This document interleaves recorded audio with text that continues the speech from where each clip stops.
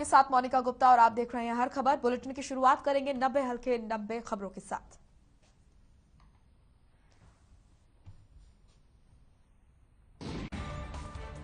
CM Manohar Lal ने गुरुग्राम में शनिवार देर रात एमसीजी ऑफिस का औचक निरीक्षण किया और रात में शहर की साफ सफाई करने वाली गलियों के बारे में जानकारी दी।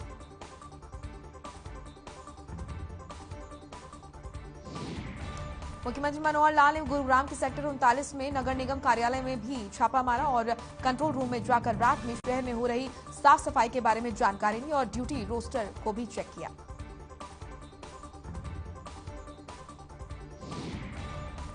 वहीं सीएम मनोहर ने नगर निगम गुरुग्राम के आयुक्त से फोन पर बातचीत कर साफ सफाई और ड्यूटी रोस्टर के बारे में जानकारी दी।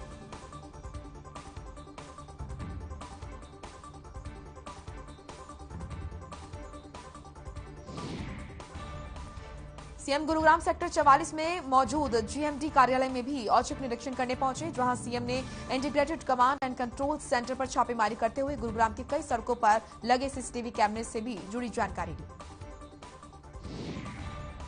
वहीं सीएम ने integrated command and control centre में ड्यूटी पर तैनात कर्मचारियों से बातचीत करते हुए सीएम ने पूछा कि चोरी हुए वाहनों को integrated command and control centre पर कैसे पकड़ा जाता है।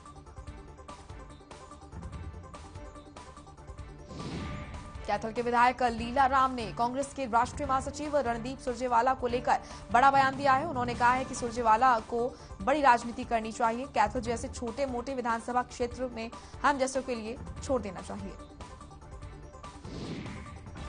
वहीं विधायक लीला राम ने कहा कि शहर के विकास के लिए मुख्यमंत्री ने 14 करोड़ 87 लाख 47 हजार की 47 विकास परियोजनाओं की अनुमति दी है और शीघ्र ही टेंडर लगाकर शहर की गलियां और अन्य विकास के कार्य करवाए जाएंगे।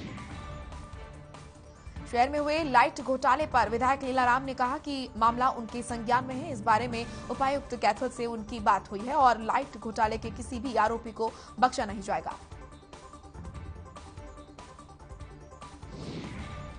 3 कृषि कानून स्थगित होने के बाद जहां संयुक्त किसान मोर्चा ने 31 जनवरी को देश भर में सरकार के खिलाफ धरना प्रदर्शन करने का आह्वान किया, वहीं एमएसपी की मांग को लेकर कुछ किसानों ने लोहे की जंजीर बांधकर सिंगू बॉर्डर से दिल्ली के लिए पैदल मार्च करना शुरू किया।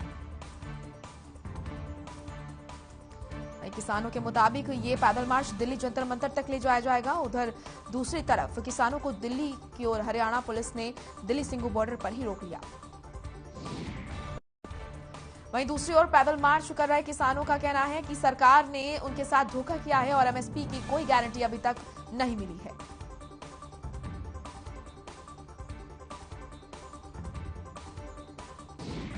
भिवानी में विधायक घनश्याम सर्राफ ने कहा कि शहर के विकास के लिए करोड़ों रुपए की योजनाओं की सौगात दी जा रही है।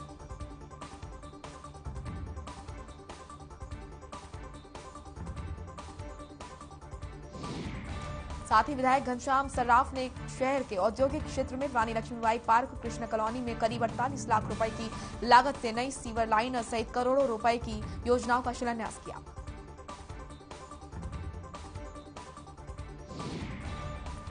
फरीदाबाद में क्रीड़ा भारती ने अमृत महोत्सव पर 5 करोड़ सूर्य नमस्कार करने का लक्ष्य निर्धारित किया, जिसको लेकर फरीदाबाद एनआईटी स्थित गोल्फ क्लब में क्रीड़ा भारती के हरियाणा प्रदेश अध्यक्ष योगेश्वर दत्त ने प्रेस कॉन्फ्रेंस की। योगेश्वर दत्त ने कहा कि वैश्विक चुनौतियों का समाधान केवल योग और अध्यात्म के मार्ग और एकात्मता के मार्ग से ही निकलेगा। साथ ही कहा कि अष्टांग योग के मार्ग से ही महामारियों का समाधान निकलेगा।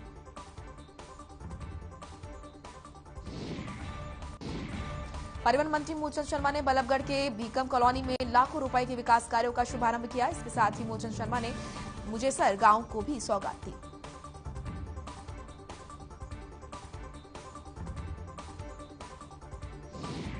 लाखों की लागत से भीकम कॉलोनी और मुजेसर गांव में नाले का निर्माण किया जाएगा। वहीं म्यावली संस्था की ओर से कंबल वितरण कार्यक्रम में भी शिरकत की।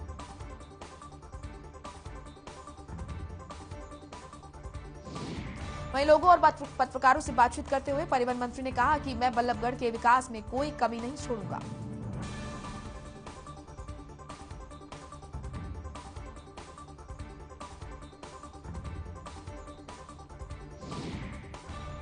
पीएम मोदी ने मन की बात की और मन की बात को सुनकर मूलचंद शर्मा ने कहा कि प्रधानमंत्री जी के मन की बात से देश के युवाओं और बच्चों को ज्ञान मिल रहा है।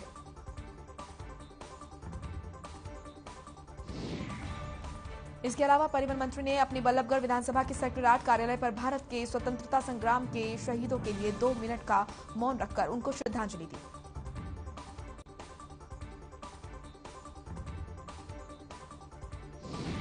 देश भर में महात्मा गांधी की 74वीं पुण्यतिथि मनाई गई है। इसी कड़ी में हरियाणा प्रदेश अध्यक्ष कुमारी शैलजा के निर्देश पर हिसार के कांग्रेस भवन में महात्मा गांधी की पुण्यतिथि को बलिदान दिवस के तौर पर मनाया गया। महात्मा गांधी की 74वीं पुण्यतिथि के मौके पर कांग्रेस भवन में प्रदेश अध्यक्ष कुमारी शैलजा समेत भारी संख्या में कांग्रेस के प्रतिनिधियों ने गांधी जी को याद करते हुए श्रद्धांजलि अर्पित की।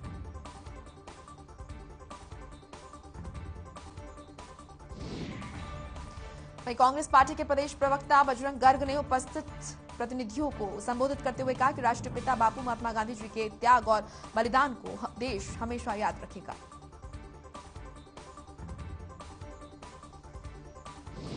जहां पूरे देश में राष्ट्रपिता महात्मा गांधी की 74वीं पुण्यतिथि मनाई जा रही है, वहीं रेवाड़ी में पूर्व मंत्री कप्तान अजय सिंह यादव समेत कई कांग्रेसी कार्यकर्ताओं ने गांधी चौक पर गांधी जी की प्रतिमा पर पुष्प अर्पित कर उन्हें नमन किया। गांधी जी को श्रद्धांजलि देने के बाद कप्तान अजय सिंह यादव ने कहा 31 जनवरी को किसान संगठन विश्वासघात दिवस मनाएगा, जिसका कांग्रेस पार्टी समर्थन करेगी।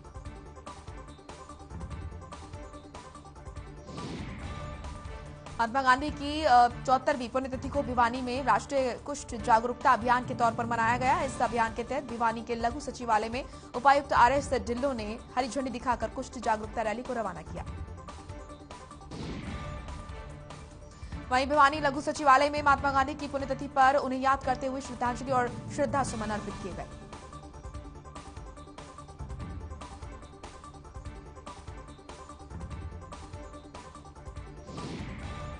लघु सचिवालय में कर्मचारियों और अधिकारियों ने कुष्ठ रोग को जड़ से मिटाने के लिए शपथ भी ली।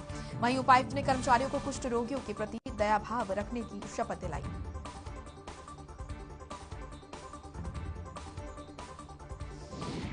गोला चीका में आम आदमी पार्टी के प्रदेश प्रभारी और राज्यसभा सांसद सुशील गुप्ता पहुंचे, जहां महिला अध्यक्ष मनदीप कौर के निवास स्थान पर पहुंचकर शिष्टाचार भेंट की।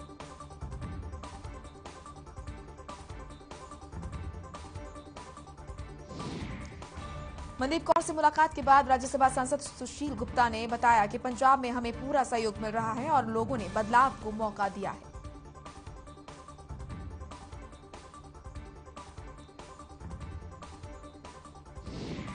नूह के सुराका और कैराका आदि गांव में बरसात से खराब हुई फसलों का मुआवजा करने के लिए जिला उपायुक्त कैप्टन शक्ति सिंह खुद पहुंचे और खेतों का दौरा किया।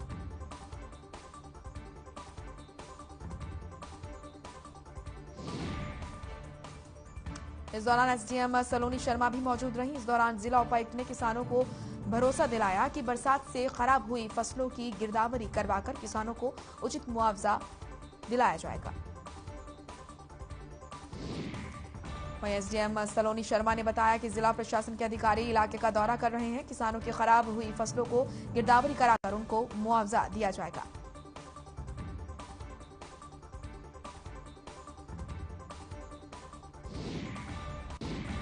खबर तो शाम से है, जहां राष्ट्रपिता महात्मा गांधी की पुण्यतिथि और स्वतंत्रता सेनानियों की याद में उपमंडल कार्यालय के परिसर में 2 मिनट का मौन रखा गया। इस मौके पर एसडीएम मनीष कुमार फोगाट ने कहा कि आज की पीढ़ी को राष्ट्रपिता महात्मा गांधी जी के बताए गए मार्ग पर चलने की जरूरत है। भारतीय किसान यूनियन मानकुच के अध्यक्ष गुणी प्रकाश ने गुरनाम चढ़ूनी और राज्यपाल पर निशाना साधा। उन्होंने संयुक्त किसान मोर्चे के 45 किसान नेताओं को 750 किसानों की मौत का जिम्मेदार बताया।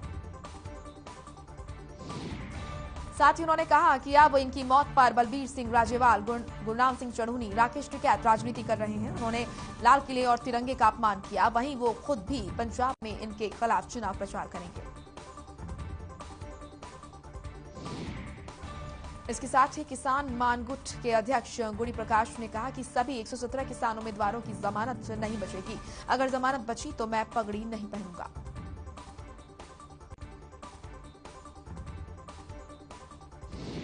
कुरुक्षेत्र में पूर्व मंत्री और कांग्रेस के कद्दावर नेता अशोक अरोड़ा ने थानेसर विधायक सुभाष सुधा को यहां पर खुली चुनौती दी।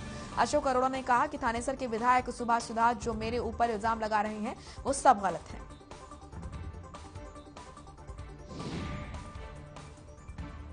इसके साथ ही अशोक अरोड़ा ने कहा कि विधायक सुभाष सुधा कांग्रेस पार्टी में भी रह चुके हैं और अब 7 साल से बीजेपी में हैं। अगर मेरे खिलाफ कोई सबूत है या शिकायत है तो जनता के बीच जाएं, पुलिस से कार्रवाई करवाएं। अशोक अरोड़ा ने आगे कहा कि अगर मैं कहीं पर भी दोषी पाया गया तो मैं उसी दिन राजनीति को छोड़ दूंगा और मैं खुद आत्मदाह कर लूंगा।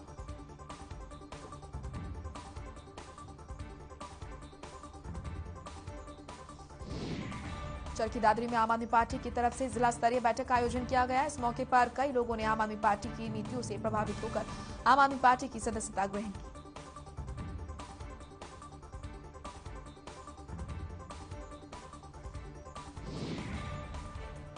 वहीं आम आदमी पार्टी के जिला प्रवक्ता सतबीर सिंह ने बताया कि लोग आम आदमी पार्टी की जनहितैषी नीतियों से प्रभावित होकर पार्टी की सदस्यता ग्रहण कर रहे हैं। साथ ही कहा कि आम आदमी पार्टी बहुमत के साथ सरकार बनाएगी। किसान आंदोलन के दौरान मारे गए किसानों की मौत के अब मृतक किसानों के परिवारों को आर्थिक सहायता देने के लिए राय से विधायक और बीजेपी प्रदेश महामंत्री मोहनलाल बडौली मृतक किसान परिवारों के घर पहुंचे और 5 लाख की राशि प्रदान की। भिवानी में ईश्वर का करिश्मा देखने को मिला, जहां एक नवजात बच्ची 19 दिनों के बाद मौत से जंग जीत ली है। आपको बता दें, नवजात बच्ची को मृत समझकर मिट्टी देने के लिए ले जाया जा रहा था। इसी दौरान नवजात बच्ची की धड़कनें चलने लगी।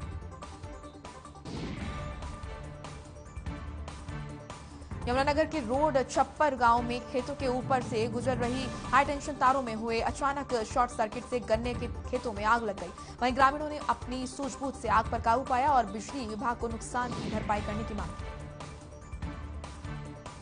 छप्पर गांव के किसान धर्म सिंह ने बताया कि बिजली की तारें उनकी गन्ने की फसल के साथ टच करके गुजर रही हैं, जिसके चलते ऐसे हादसे बार बार हो रहे हैं, लेकिन फिर भी बिजली विभाग उस पर ध्यान नहीं दे रहा।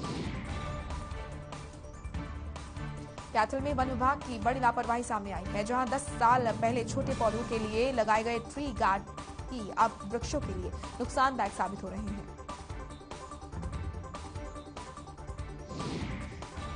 वहीं वन विभाग में मामले में एक्शन लेने के बजाय पेड़ों की ट्री गार्ड को रंग करवाने की कार्रवाई शुरू की है। मामला संज्ञान में आने के बाद जिला उपायुक्त प्रदीप दहिया का कहना है कि ये विभागीय लापरवाही और सभी विभागों को लिखित में ट्री गार्ड को हटाने के निर्देश दिए जाएंगे।